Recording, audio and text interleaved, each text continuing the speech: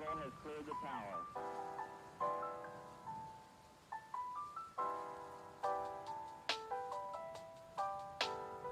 Every 4 computers now have primary control of critical vehicle functions.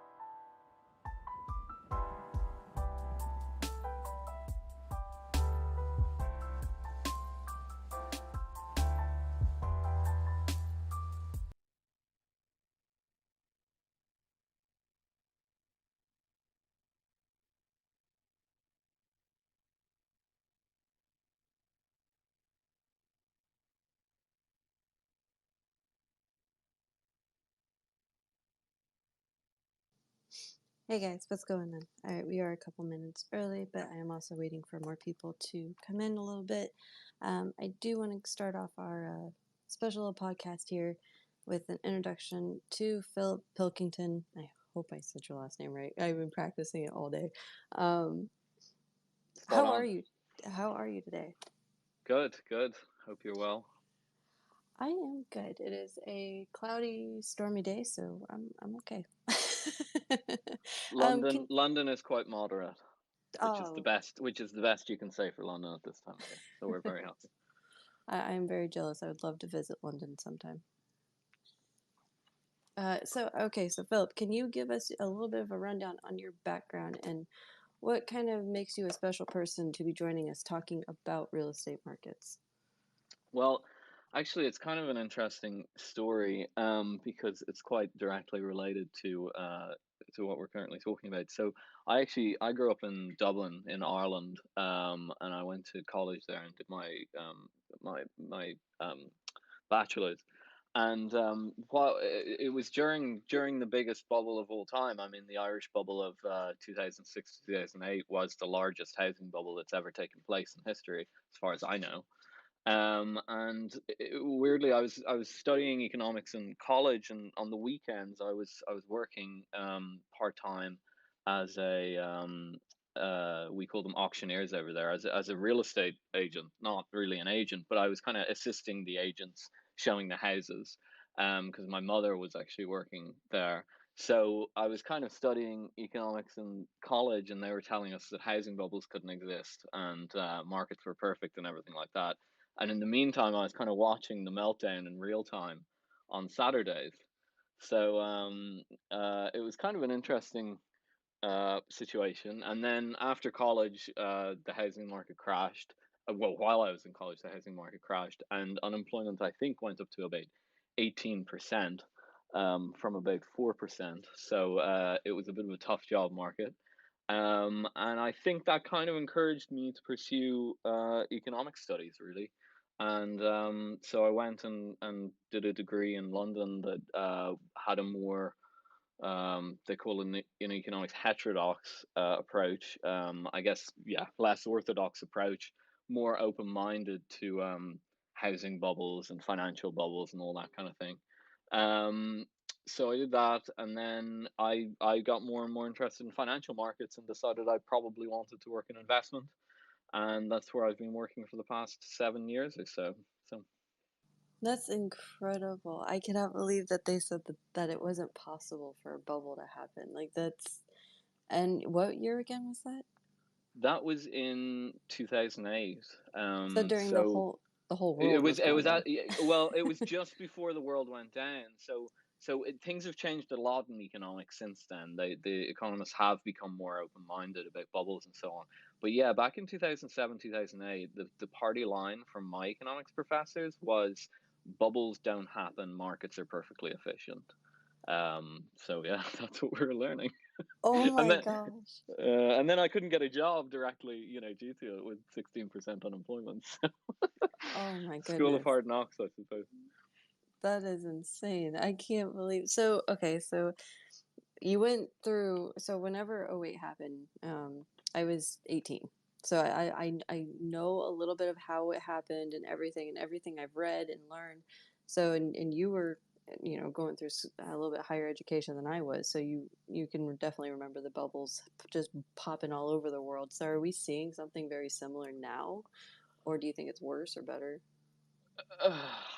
I mean, it's the thing about, look, I've been working in investment markets for 7 years, and I suppose you can tell by the way I came to it that I'm temperamentally inclined to see bubbles.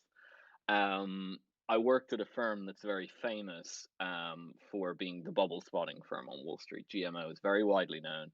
The G in GMO is Jeremy Grantham. If anyone's familiar with him, Jeremy Grantham's one of the main go-to guys for bubbles. He's currently out there shouting as loud as he can that there's a bunch of financial bubbles out there. Markets have been overvalued since I've been working in them. They've been overvalued for the past 7 years. Not as much. Some housing markets have been overvalued, not the US housing market. The US housing market looked kind of okay until very recently. I think my research in the past year has suggested that we actually could have some bubbles that are actually larger than in 2008. Not housing per se. Housing looks to me as bad in the US, and we can talk about this further. It looks as bad in the US as it did, possibly with less construction activity. So if the bubble comes down, it won't have as big an impact on the economy. But you've got these other bubbles in the financial space as well that seem to merge with the real economy, and I'm very concerned about the junk bond market, the high yield market. So the issue would be that you might. I mean, I wrote a blog about it where I wrote 2 Newsweek articles, obviously, about it, and then I wrote a blog kind of explaining the whole thing in a holistic term. And I call it a double bubble. You don't want a double bubble. Double bubbles are very bad. The only one that we've really seen in history in an advanced economy was in Japan in the late 1980s, and that was the bubble to end all bubbles. Really, their real estate market collapsed at the same time that their stock market collapsed. So they got basically a stock market collapse like we experienced in 99 2000 with the dot com, and on top of that, a real estate crash, and the economy's never recovered since. I mean, turning Japanese is known to be low growth and everything like that. Now, some of that isn't just due to the bubble collapsing; it's due to demographic issues and so on in Japan. But the economy, a bubble like that can really, really wreck your economy. And I think there's even a possibility that the bubble that we could be currently going through is worse than the Japanese double bubble, because the secondary bubble, there was the real estate bubble in Japan, and then there was the stock market bubble. Now, stock market bubbles can have some impact on the economy, but they only really have impact on the economy through what's called, economists call it, a wealth effect. So people feel poorer when their stock portfolios go down, and then they spend less, right? They consume less.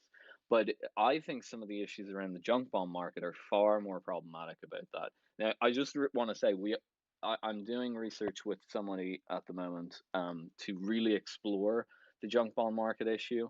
I'm pretty confident that what I said in that Newsweek article is happening, but I don't think we've produced sufficient evidence yet to call it a sure thing. Um, but I think we probably will, and we probably will in the next month or two. The housing market is, unless you assume that something completely crazy has happened in housing, it really does look like the last bubble. It's pretty hard to say, with the caveat that I put out that post today where I did a systematic study of property prices around the world, and some of the economies aren't in as crazy a bubble as they used to be. Ireland, for example, doesn't have as large a bubble as 2008, but you're seeing other ones pop up on the radar that didn't go through a bubble in 2008. I'm thinking of Germany. Canada sort of did, but sort of didn't. But places like Germany, Finland, Sweden as well. These aren't places that had a bubble in 2008, and they're fairly large European economies. So it's complicated, is what I'd say, but it looks pretty bubbly to me. Yeah, that's a lot. Like you've really researched a lot of this. This is in the junk bonds. Like we've actually throughout our podcast and everything, we've talked about the junk bonds and how they're correlating and what some of the other staff members see with that. But could you kind of reiterate on your point about them and what you see happening with them? Yeah, I think there's a widespread.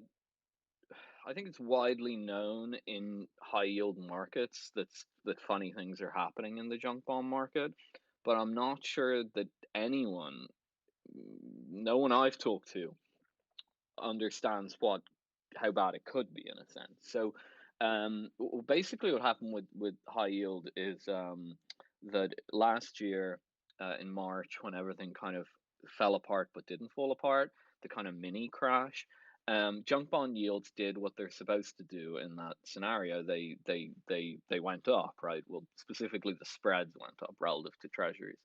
The spreads increased, and with them defaults increased, right? Because the junk bond market basically, the yield spread correlates with the level of defaults within the market, right? So the interest rate is high when defaults are high, and the interest rate is low when defaults are low. That's just how the market works, and it's how the market should work. But what happened this time was defaults and spreads went up in March, and that was fine. That's what should happen. But then after that, the spreads came down and defaults stayed elevated. And that should be pretty obvious why they stayed elevated. The lockdown's still having its impact, or the quasi lockdown, or whatever we're living through now, is still having its impact on businesses. There's still hotels and restaurants and so on are still having a really hard time. And even if you kind of open up your city, you have social distancing rules and stuff like that, which bring down the capacity of a business. So, like a restaurant can't have as many people sitting in it. You get the idea, right? So it's pretty obvious why the defaults should stay relatively elevated. Not just that, but all the ratings agencies are predicting even increased defaults from here on out, or at least they were up until quite recently. But it's not unreasonable to think that we could have more defaults in the pipeline. Um, and yet, the spread in the market is low. It's as if we're in the good times. It's as if we're in the part of the cycle where everything's going rosy and growth is taking place, and defaults are low. And so I I finally found a study that looked into this quite in depth. I didn't actually have access at the time I was looking into this to the high yield market data. It's not the easiest to come across. The guy I'm working with now has a very, he's got, I think, the best data in existence for high yields. So we'll figure it out. But I didn't actually have any access to the data, so I was kind of poking around Moody's reports and stuff like that, trying to figure it out. And then I came across this Bank of International Settlement study, the BIS, and the BIS are great. The BIS are like the one. It's the central bank of central banks in a sense, and they're the one central bank that really takes financial bubbles very seriously. They're big fans of Hyman Minsky and so on, which is the sort of stuff I was reading when I was in college. And they called 2008. They were good on that, and I think they called the 99 2000 bubble too. And they put out this really interesting paper that was quite short, and I don't think it got sufficient attention. And what it seemed to be suggesting was that new businesses, well, they didn't say this, but you could infer it if you read the financial press at the same time. New businesses. So let me step back. The usual kind of business that would go into the junk bond market, there's a variety of types, but they're usually a business on the rocks. One of my favorite one is, because it's from a few years ago, Kodak. I don't know if anyone recalls, but Kodak basically lost all their business because no one wanted to buy camera and film anymore. And so they were trying to fish around. The company was on the rocks, and they were trying to fish around for some new way of making money. At one point, they even went into Bitcoin mining, I think. They finally settled now. It's a much smaller company, and it makes these Polaroid cameras that are becoming kind of cool on Instagram or whatever. But the company had to vastly shrink for that to happen. In that transition phase, that's a good example of the kind of company that's usually issuing junk bonds. It's like a high risk company that's transitioning into something new. And yeah, they tend to tap at the high yield market. Um, what I think's happening is that companies that used to not tap the high yield market are currently tapping it. So we're talking airlines, large hotel and restaurant chains, these types.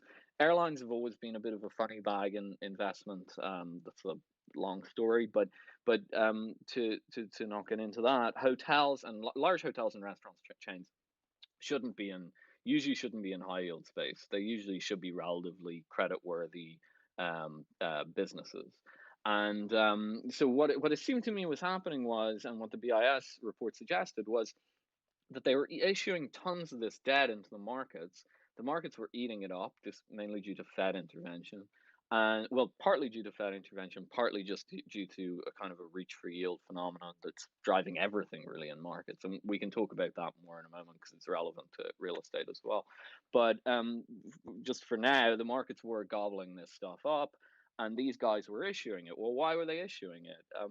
I can't prove it yet, but I think I'm right when I'm saying that your average hotel chain currently just does not have good revenue flows. It's at best there's some people visiting, but there's not that many visiting, and they're definitely not as packed as they usually are. Business travel is pretty much completely shut down. I used to travel to Boston 3-4 times a year, 2 weeks at a time, stay in a hotel. I don't do that anymore now. So business travel's mostly shut down.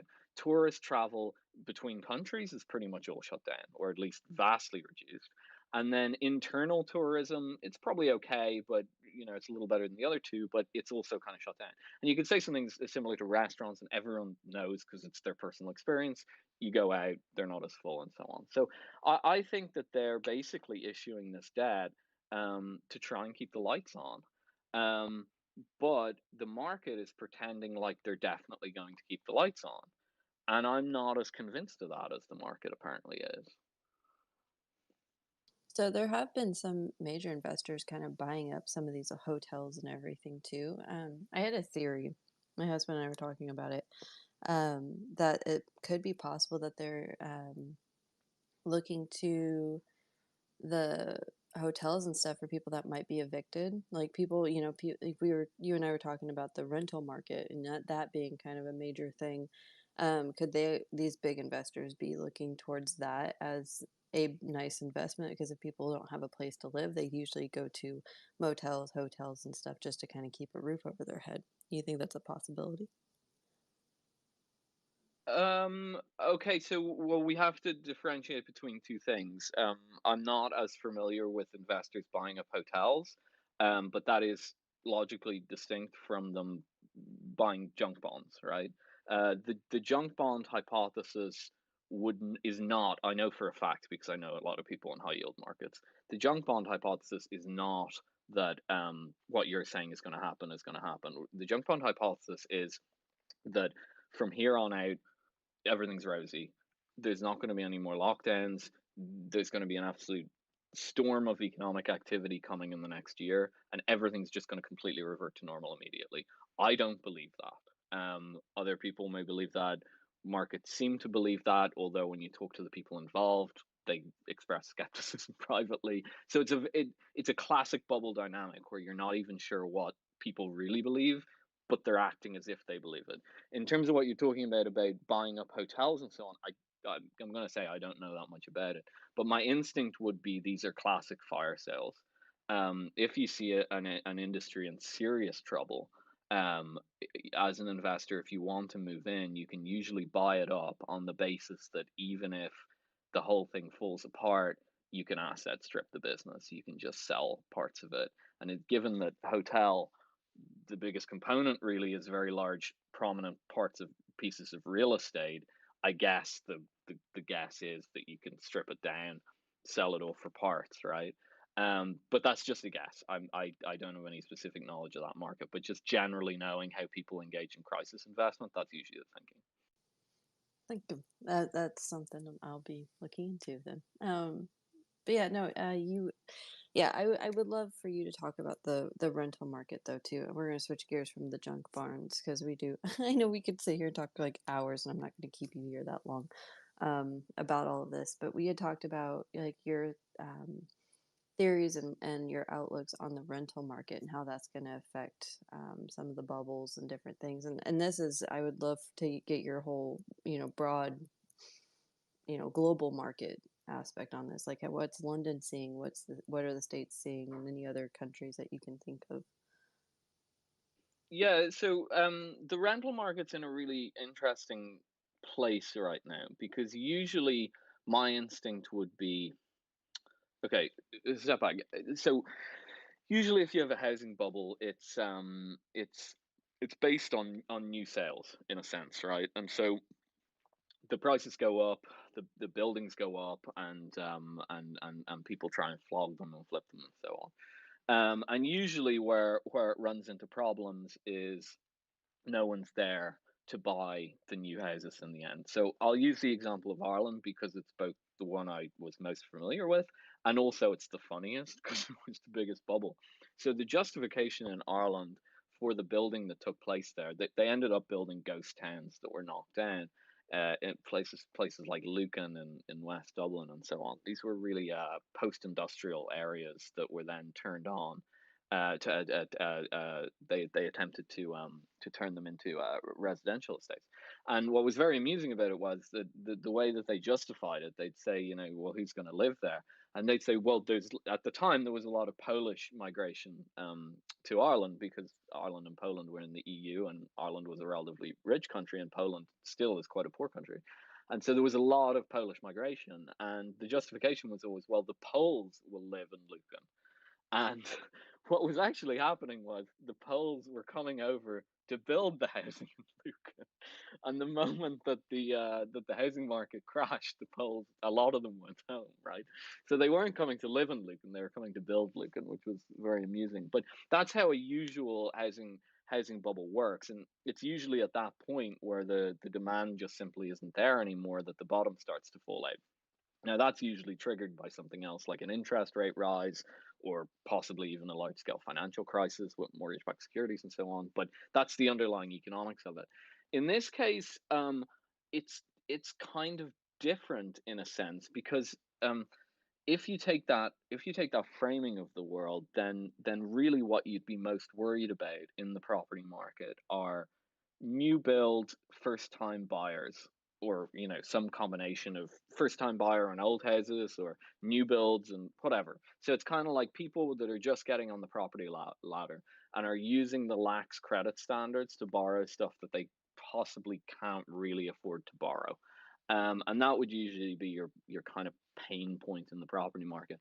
But right now, it actually looks to me like there's some serious risks as well in rental space, right? Because basically landlords have been really screwed over by the lockdown. I mean, look, no one's sympathetic to landlords, right? They're like the baddie. They're always the baddie, and in Irish history, they're the baddie as well. It's all the whole break away from England and stuff. It's about absentee landlords and all that. So landlords have always been kind of be thought of as the baddie. But the fact of the matter is really that most landlords are pretty small scale operators, right? I looked up for the sake of interest the average real income for U.S. landlords. It's about $97,000 a year. Now the average is $62,000 a year. So they're not, the average landlord's pretty well off, but they're not squillionaires. They're not rich. And now some are, of course, but the average one probably isn't. And the landlords have really taken a beating in this because I don't know as well what's happened with the landlords in the U.S. Although I know about Biden's moratoria on evictions and so on. It's been much more aggressive here. I mean, just to take an example, we're renting at the moment, and the landlord wanted to sell, and there were restrictions in place for how long notice he had to give us. He had to give us some crazy amount of time notice, and I kind of felt bad for him in a sense, but I didn't want to move because the rental market's so screwed up right now. But that's kind of what's happened. So you've put this enormous amount of pressure on landlords, and that seems to me. So, for example, just to take, as I said, I don't know the U.S. the situation as in as much granular depth as London because I'm not living there. But even with a moratoria, right? If you're not allowed to evict tenants and they can't pay, you're just going to keep making loss after loss after loss. And the other thing about rental markets that probably isn't as widely appreciated because of the bad image that landlords have is that uh, properties to rent out aren't that great an investment. And I think if we're going to talk about, I won't talk too much about this right now because I think we're going to talk about private equity and so on later, and it'll be more, it'll be more of a fit there. But needless to say, property isn't the best investment if you want to buy to rent, because it's kind of like driving an Uber.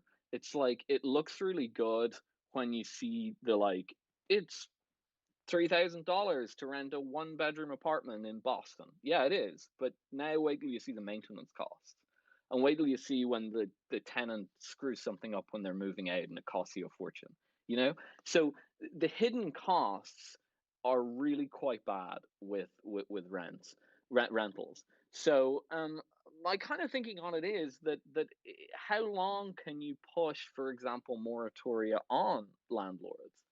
How long can you do that before the the property itself becomes a loss making entity? Um, and because the more, if you put a certain amount of pain on landlords, they will decide to just sell. And enough of them, if enough of them start selling en masse, that will flood the market with supply. So it's a really interesting situation. We've never seen anything like it before because I think outside of wartime, landlords have never seen this level of interference in their business. Rent controls have been put in place, but usually it's quite well known what the terms of rent controls are going to be. This is much more uncertain, and there's an element, especially with eviction moratoria, there's an element of kind of like it doesn't matter if you're not making any money, you're still not allowed to liquidate.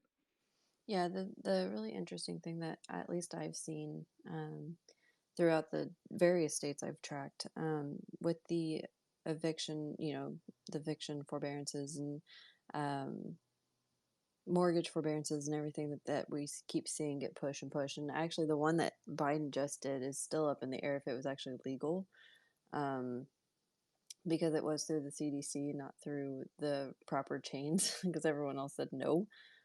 So that's still up in the air on. There's a lot of landlords that are fighting against it and everything because it has been, we're going on 2 years that some people haven't even paid their rent, um, or their mortgages and stuff. And the mortgage, that's a big mess because some people didn't get it in their contracts that, the payments would be pushed to the back, and instead it'll be just like one big balloon payment due up front.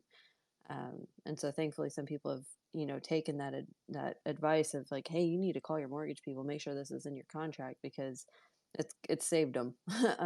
So hopefully people are listening to that to contact and say, hey, I can't pay $45,000 right up front, um, whenever all this finally opens back up. But the concern I have for the landlords that, the smaller landlords, like you were saying, not the big companies that, rent out or whatever, but the smaller landlords, if they haven't been getting any assistance, and no one's paying rent, but they still got to pay taxes, they still have to pay all the other, mumbo jumbo that goes into owning these properties, um, that they might either sell it or they might go into foreclosure. And like you said, that's what happens with a bubble is when there's a um, oversupply. Like right now, we have a very limited supply throughout the states. We're sitting at about a 2 to 3 months supply of houses. Um, it is starting to go up a little bit here and there, but from what we've tracked from February or March, we've held about a 2 to 3 month inventory, and that's it, which is insane. Uh, but no, I that's all I can really tell you about here as far as what we're looking at in the rental market is it's not good. I do worry about a bunch of houses uh, going up for sale or being foreclosed on, for sure, because there are people that have been paying their rent. Like we pay ours every month. That's it's just what you do. It's part of what you're supposed to do. Um, but if you can't, you can't. I mean, that's part of it. That's the unfortunate truth about the world we're living in right now, right? No, absolutely. And I think like this is one of the times I'm not really one of these, as you can probably tell from my academic background. I'm not one of these kind of Chicago school free market guys that says all intervention in the economy is a terrible idea. But past a certain point, certain amounts of intervention into the economy are a terrible idea. And when you basically cut off a bunch of people working in their service sector's income, and then you put in place all these moratoria saying landlords can't do what they usually do. I get that a lot of this stuff is done out of like good intentions and sympathy, but it looks to me like you're just boiling a pot, and it's just like got the top on it and it's going to explode at some point. It's not a good idea. And the other thing is that there's no credible long-term plan as far as I can see. As I said, I don't really know the ins and outs of the moratorium. I do know about the Supreme Court challenge and stuff like that, but I don't know the mechanics of it because I'm not living there, and it's always very difficult to get a sense unless you're living there. It's a bit like trying to figure out taxes in another country. Like it's hard to figure out taxes in your own country. But in that specific yeah, so that my impression here is the amount of pain they've put on landlords seems to me just highly unnatural, and it's like, why would they continue to put up with that? I mean, my landlord's selling, right? And not because, and we're good tenants because I've had a job and I've been able to pay the rent and so on.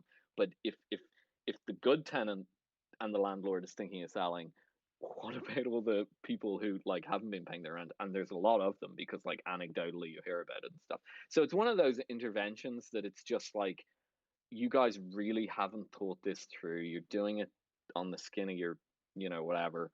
And then at a certain point, it's all just going to come due. And that's kind of what I feel about the junk bond market too, that it's like, does anyone have a long-term plan for this? And then you like, if kind of like policymakers, I've done a lot of policy stuff and everything like that. I know a lot of people in politics, central banks, and all that. And I'm just like, nobody's thought about this. Nobody's thought about it. They're just immediately responding to a crisis situation, and they're not thinking long term on any of this stuff. So, if you have a guess, or any idea, how do we brace for it? I mean, if someone, okay, so you have studied macroeconomics, and I study it as a passion, and I can spot the same. We call it the everything bubbles, right? Because everything's interlinked, everything connects. So and especially now in how we see real estate with the stock market and the crypto market, and investments are just kind of all over the place. How do you how would you brace for it? Obviously nothing in here, guys, is financial advice, nothing, but these are just opinions. These are how I like to gather as many viewpoints as possible of how people around the world are bracing for impact, because I mean, if a lot of us are seeing it, you kind of have to start thinking about it, right?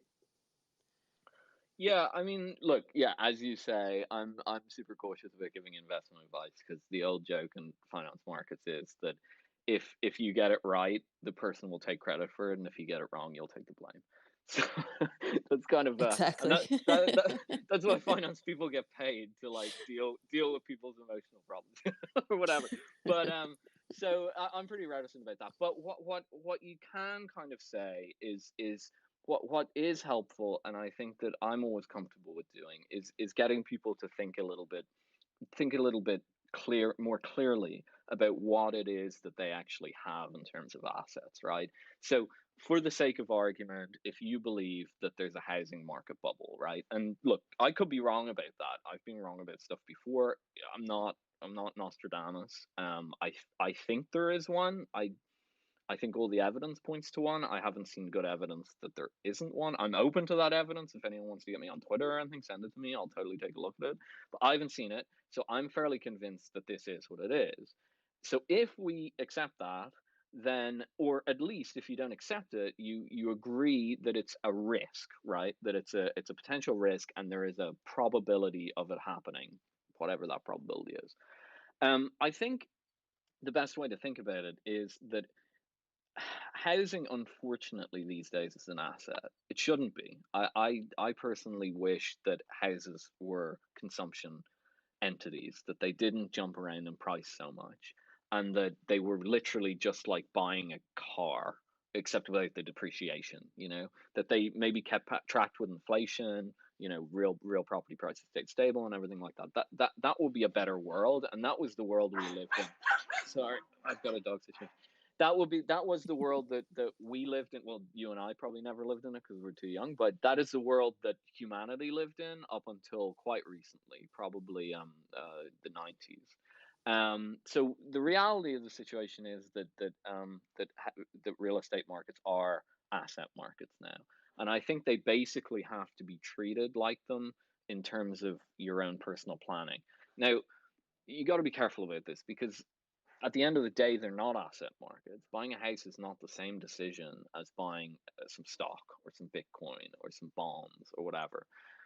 But so you can't. I mean, you're going to drive yourself absolutely mad if you spend your whole life trying to time the property market perfectly and trying to make sure that you never get screwed over. And if everyone knows that the decision to buy a house cannot just be about, at least your first house, your second house, your third house, yeah, those can be financial decisions. But your first house, it's never going to be a purely financial decision. But you can, I think, at the same time, take into account, for example, if you own a house and it is your only house and you're not super rich, that this thing is actually an asset. That it has some risks associated with it, especially the possibility of going into negative equity, which would be a nightmare for most people. But even if you don't go into negative equity, if you've paid a lot for this thing, you don't want to see it lose 20% or 40% or whatever, right? So I tend to say that if you're concerned about a housing market bubble, if you own a house, it's your only house and you're not rich, and et cetera, maybe then you should see it in some way as part of the rest of your portfolio. And so if you, for example, own a house and you have some money in stocks or whatever your asset class is, maybe you should be like, okay, well, I can't really do anything about my ownership of this house. I live here. I'm not going to flip it because I think there may or may not be a bubble and go and rent. But maybe if you were scared of it, you go, you know what? Maybe I should pare back some of those stock market investments. So then, at least, because the things are probably going to go down roughly around the same time. And then, at least, if the housing market comes down and you're kind of, you know, clenched fists going, oh, I'm losing, my asset value is going down, at least you're not looking at your stock portfolio too. Again, that's not advice, but that's the way I personally think about it. To see it as a holistic part of your portfolio. Not, and by the way, let me be clear, not always, but only if you see that there's a big risk in the housing market. I think that's relatively sensible. So I would love to pick your brain about, you said negative equity. And so these houses that were going, 30% over ask, what's your take on that? I don't know. It sounds like a bubble. I mean, that's what a bubble sounds like. That's a good opportunity to pare back, right? One of the things I've really learned, like I came to financial markets as a macroeconomist, and what I mainly learned when I worked there, to a very large extent, was basically quantitative finance, right? You can probably see from my blog that I do data work. I do a lot of data work. I like data. It might give you a kind of false sense of security and a false sense of certainty, but it's kind of, always found it better than skinning your teeth stuff. And so there's a real temptation when you're that way inclined, that you think that the data is going to tell you everything.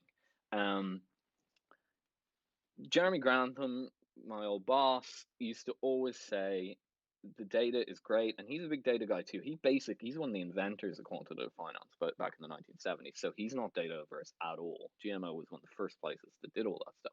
But that said, he always says, and none of this is secret sauce or anything. He puts it out in his newsletters and stuff. And he always said, this just because a market's overvalued doesn't mean it's in a bubble. And that's incredibly frustrating for somebody who's quantitatively minded or, thinks they're a scientist or something like that. Oh, well, how are you going to prove it then? It's all just nonsense as well. And I thought that sort of at first, and now I've come to the view that he's totally right.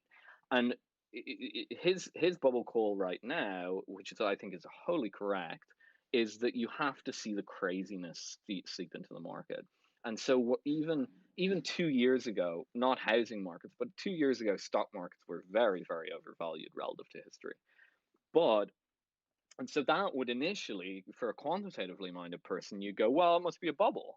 Um, but for somebody who has, I guess, more experience in the markets, and it definitely took me a while to learn, that's not what a bubble is. A bubble requires overvaluation, but in order to be a bubble, it has to have overvaluation and crazy behavior.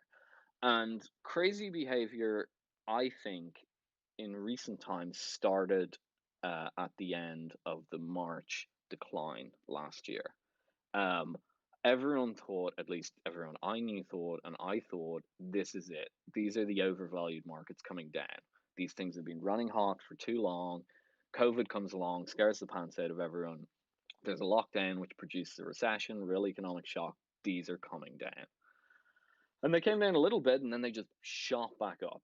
And in that upswing that we've seen since whatever it is, April, May till right now, I think people have gone, I think investment markets have gone crazy. Crazy like they were in 2008. I was too young to remember it, but crazy from what I read about, like they did in 1999, 2000.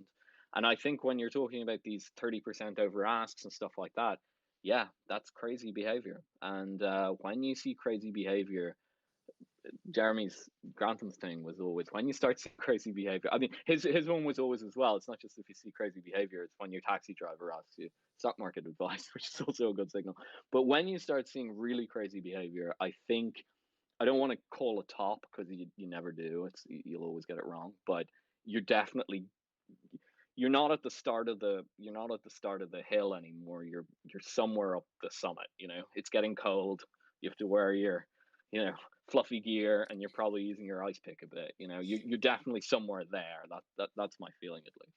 Right. And I don't know how it was in London, but I know like we're just now like it's slowing down a bit, but houses so a little bit backstory for us. We shoot real estate photography. Like my husband's a realtor here in Florida. And so we're very in tuned with the market here in our state. Um, but houses, they weren't using photos. Realtors didn't need photos because they'd list the house and 24 hours later it would have 10, 15 offers on it. They were selling that fast, and these offers were cash offers, 20, 30% over. Like, and then my best example I have that just rings in my ears was there was a house in Michigan listed for 800,000, sold for 1.2 million. This was a few months ago. And I'm going, you paid how much for a house in Michigan? Like it's it's nuts. It is completely nuts. Yeah, it's nuts.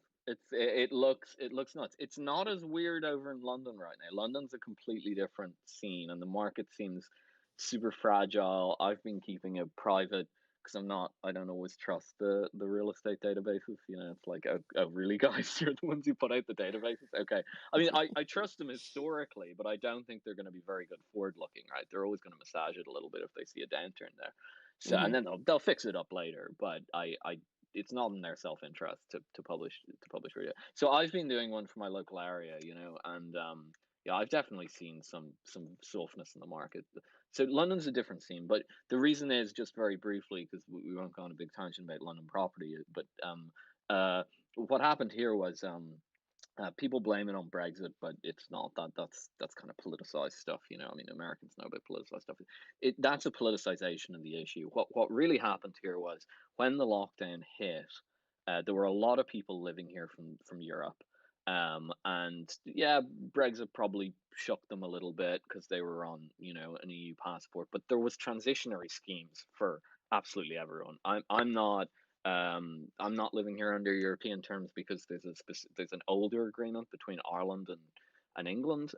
But my wife who's an American, was on an EU visa, and the process for switching it over was not hard, right? So everyone who wanted to stay could stay. So that notion that everyone's leaving because of Brexit, I just think it's wrong. They all left because of lockdown. I mean, London is kind of like New York, right? It's a super vibrant city, and you move there mostly when you're kind of younger and you want to go to bars and you want to do this and you want to do that.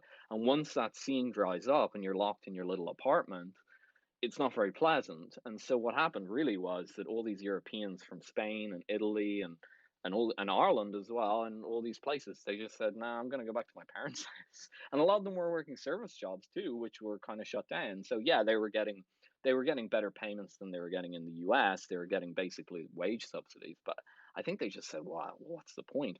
But what ultimately happened was, at the peak of this, 10% of the London population left. 1 in 10 people left. Now, I think some of them came back. I haven't looked at the stats recently, but that was an enormous shock to the market because those people were all renters. I'd say almost all renters because they were all young people working in service sector, and they just disappeared. And so that's had a real shaking effect on the market here, and it's still not clear what's going on. The realtors will tell you that everything's great and it's all about to come back, a bit like the people in high yield markets. They sound very similar actually, but I'm not. I'm kind of waiting and seeing. I'm like, hmm. So we're not in crazy bubble territory. We're in a will they won't they territory because of the specific issue here about people going back to Europe. But yeah, I'm watching the US and Ireland, where I'm from, exact same thing happening as in the US.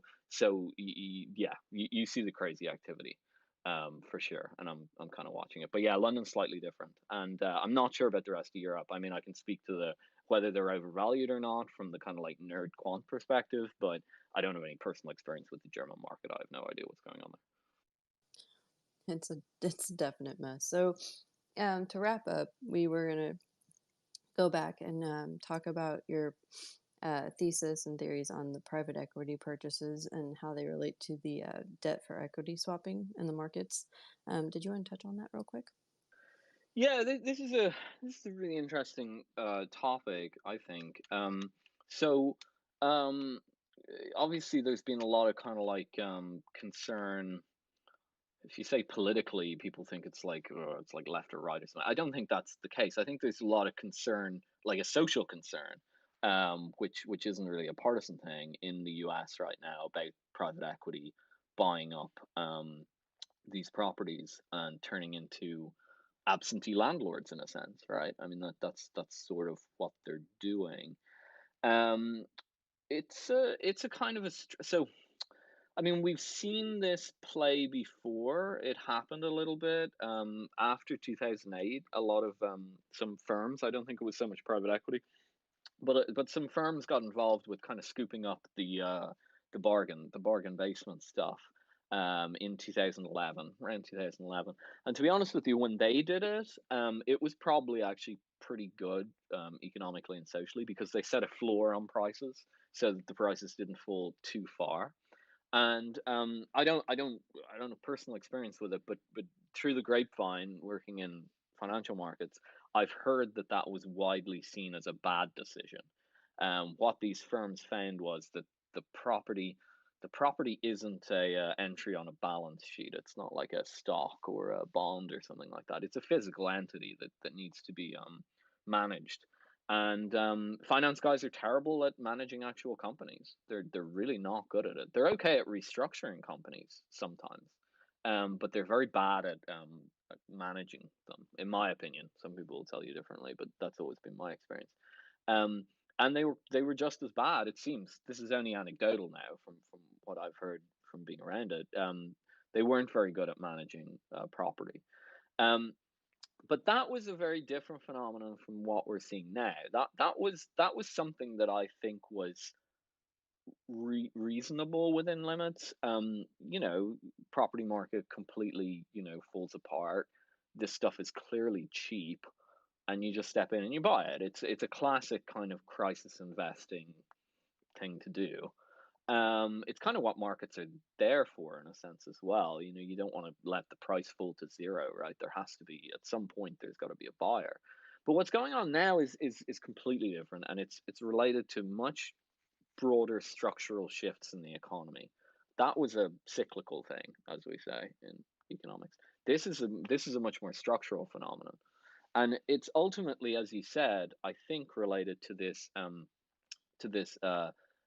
debt for equity phenomenon that's been happening since 2008. And I don't know how long do we have. trying to figure out how much detail I can go into because it's a really interesting area. You got you got 20 minutes or so. You Okay, can. okay, we got a while. We can probably talk about something else afterwards. So basically, what happened was, okay, to step back, after 2008, basically we've had zero interest rates, right? Effectively, very very low interest rates all over the world. Now, to give some history on this, zero interest rate policy and low interest rate policy used to be thought of as a anti-rentier or anti-landlord or anti asset holder um, um, policy, right? So in John Maynard Keynes's general theory of employment, money, and interest, he has a very famous few passages on what he calls the euthanasia of the rentier, right, of the rentier, or whatever you want to call it. Sorry, I'll do the French or English pronunciation. I never know which one to do.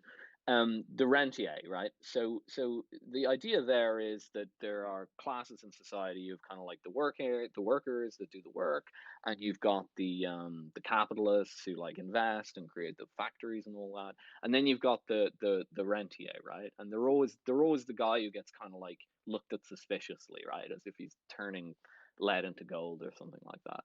And so some of that skepticism I think is reasonable, but some of it isn't. So the idea was that Keynes said, and that it's been pretty much held in macroeconomics ever since the 1930s, was that if you drive down interest rates to effectively nothing, the rentier will eventually disappear. He'll be euthanized, right?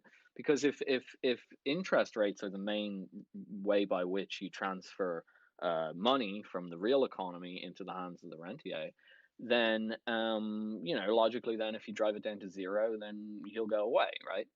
Um, that, not to put too fine a point on it, has not happened.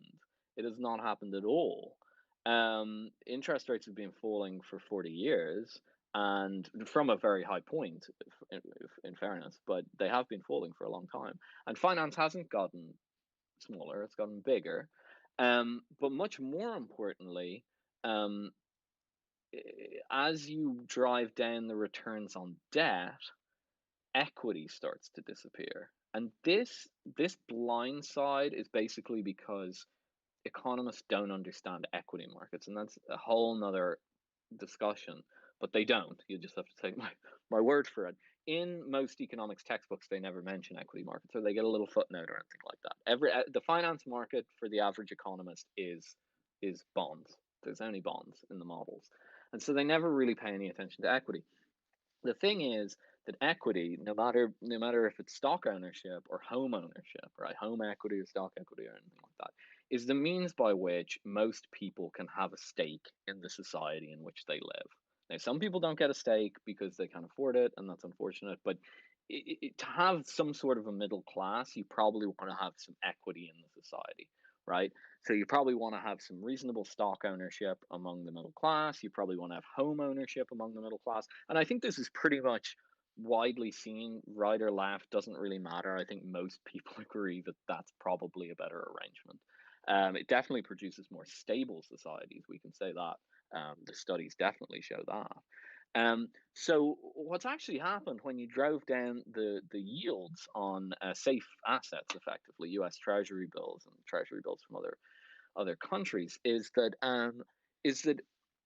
there's been a rush to borrow at those very low interest rates and retire equity, right, in various ways. And the most famous of these, and the ones that we put out some work on, I don't think my name was on it, but I think it was my old boss's name, James Montier. But he put out some. He called it the debt for equity swap, and this was mainly in stock markets. And what was happening was large companies, I think Apple did a lot of it, were borrowing at very low interest rates of pretty much nothing. And then they were rebuying, they were engaging in mass stock buybacks, right? And at a company level, we used to be kind of the macro guys there, and I'd always talk to the fundamentals guys who do the company by company stuff. And at a company level, it made complete sense. And the companies themselves, it's not like an evil thing. It's not like a guy twisting his mustache or anything like that. It's just that they saw this as a way to repay the investors, right? A bit like paying out dividends in a sense, but they were financially engineering those payouts. It wasn't just, oh, we've had a bumper year, here's a bumper crop dividend. It was, no, we're going to take advantage of these really low borrowing rates we've got in order to repay the investors. But what was ultimately happening there was that the equity was being sucked out of the market. And so the supply of equity, by which I mean stock equity, was shrinking in overall markets. And more of the equity was being concentrated in these corporate entities. So you're kind of, I mean, I don't want to be hyperbolic, but you're kind of destroying the middle class in a sense. I mean, financially. And that's basically what's been going on for the past 10 years, and it's been a direct result of low interest rates. So what the private equity guys are currently doing in the real estate market is actually really similar.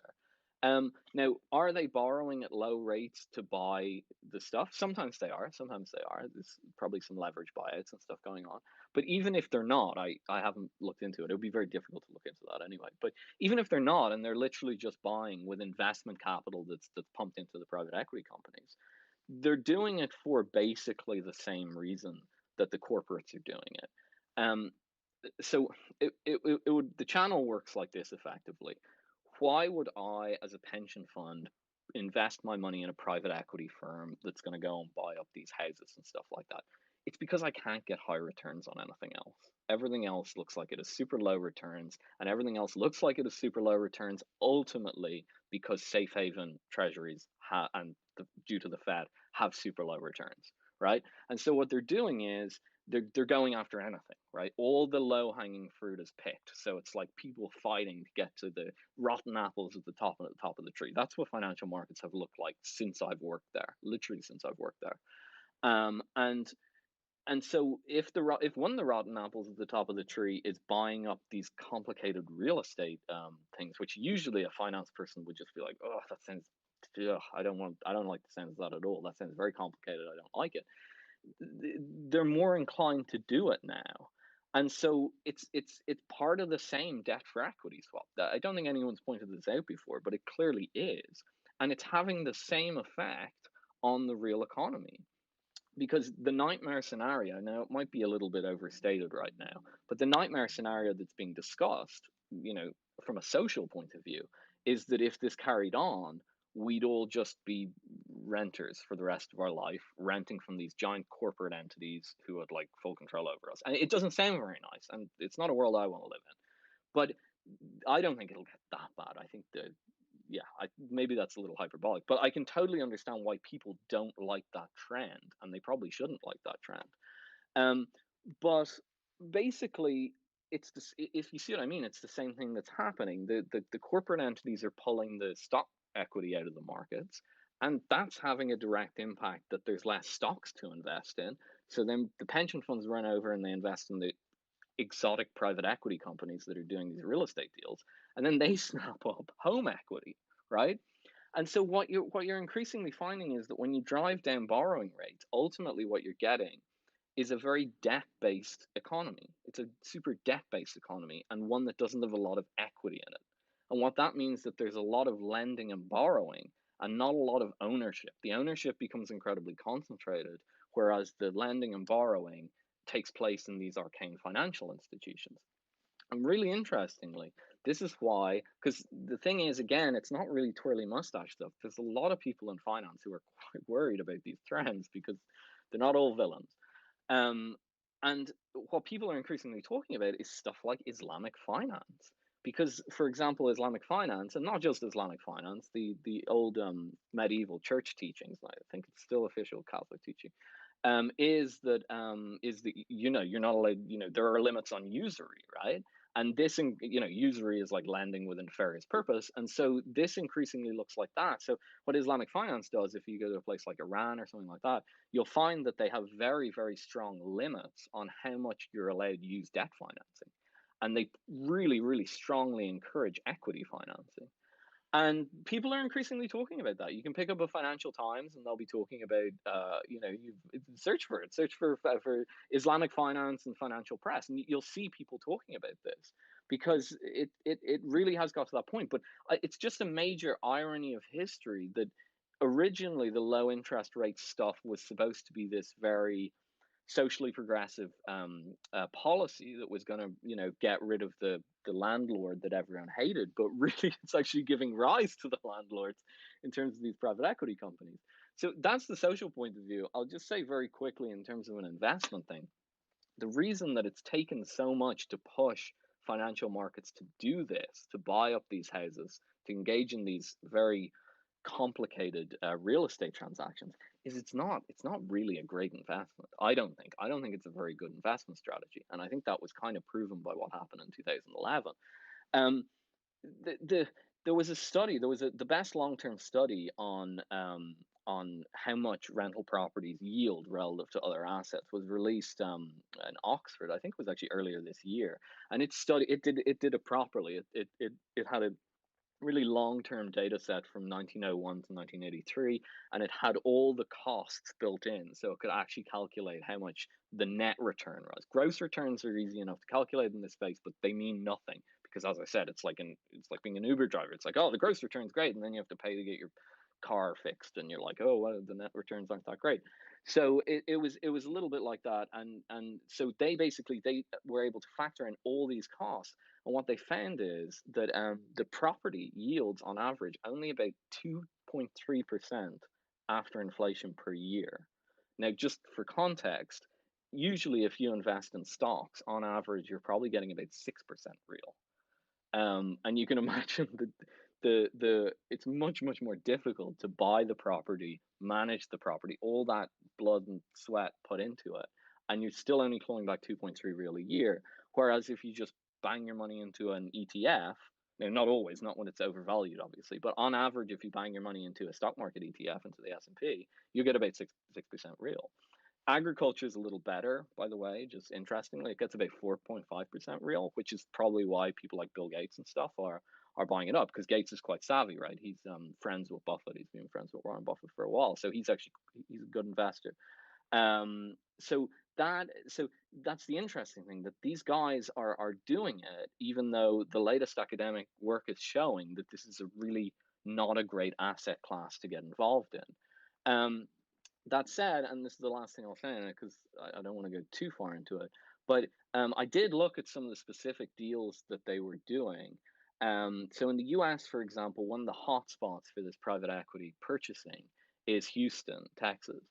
And the reason is because for some reason, the rental yield is the annual rent you can collect versus the price of the property, right? And the annual rental yield there is about 9.7% net of tax. Now, some of that's probably due to Texas tax rates. I know they have very lenient property taxes there, but some of it's just due to the fact that there are weirdly high rental yields in Houston that I don't fully understand. But ultimately, those companies are probably going in and putting enough effort into it, thinking they're going to get this 9.7%. And what the Oxford study suggests is there's far more hidden costs than that.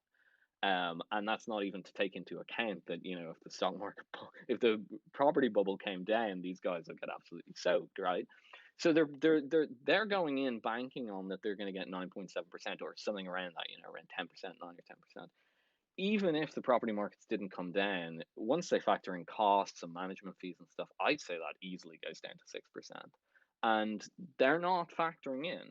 My guess is they're not factoring in that. But again, this is part of a broader trend. They're willing to do these risky things that probably aren't a great idea because there's no other alternatives on the table.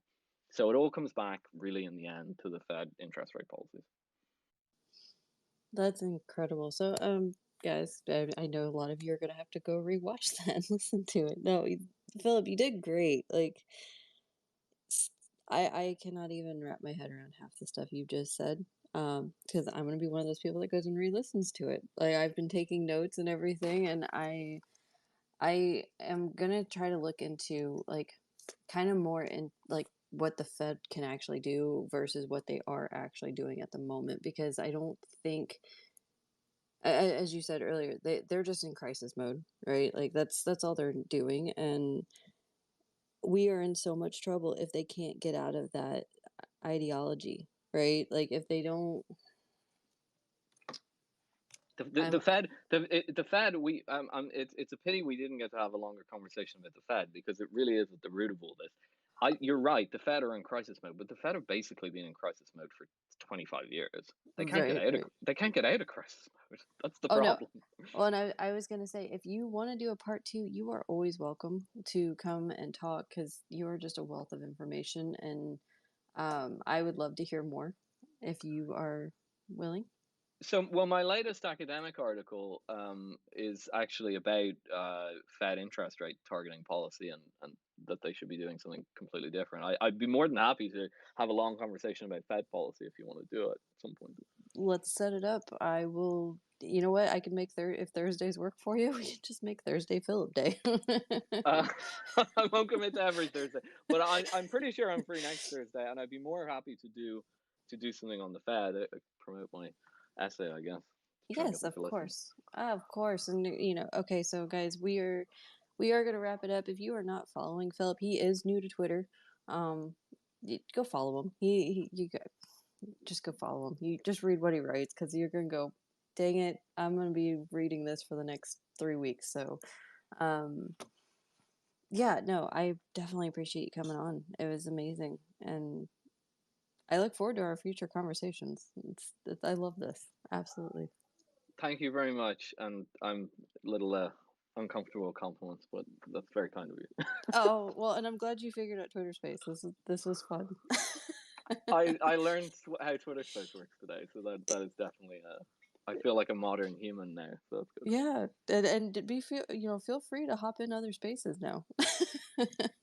I don't know what that means. So here's a little bit of small DD from coming from me. There are other Twitter spaces that you can hop into, like this, where people talk about all kinds of topics, stock markets and cryptos and NFTs, and I mean, there's government ones, there's all kinds. So, Oh, okay. and Wow. you don't I have to didn't. talk. You can just listen, like all the 40, 50 some odd people we've had on and off throughout this. And then just listen. Okay.